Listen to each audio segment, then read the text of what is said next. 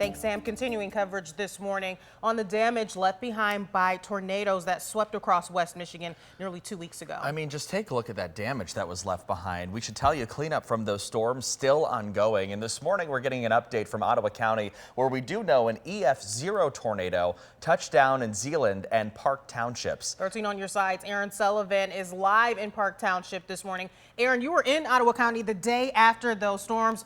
What are you seeing now about 2 weeks later? Good morning to you both. Yeah, we were walking all around in Holland when those storms did hit, talking to neighbors about what exactly they experienced when those strong storms did come in and do quite some damage in these neighborhoods in Ottawa County. And I can tell you from what we were seeing that Friday morning, there were just trees down everywhere you looked. There was action on every single corner, trees in living rooms, bedrooms. But luckily, we're very happy to report that everyone was okay. And based on our drive in here this morning to Ottawa County, cleanup crews have been working pretty hard because I can tell you all the damage that we saw earlier, we're not seeing it this morning. So that's good news we have to report to you here. But just a recap from those storms that we saw, 12 tornadoes did touch down in Michigan from May 15th to the 16th. One of those was here in Ottawa County. The county's emergency manager says it brought wind gusts from 65 to 85 miles per hour, damaging 44 homes. Now, dozens of trees also falling. Most of those were old growth trees.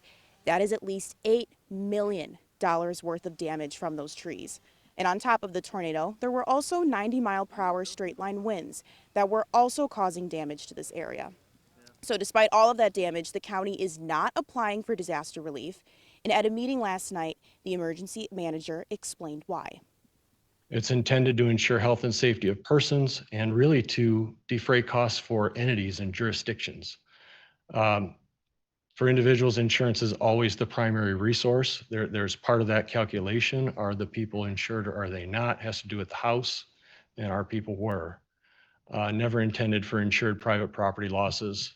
There's really not a mechanism for that for downed trees.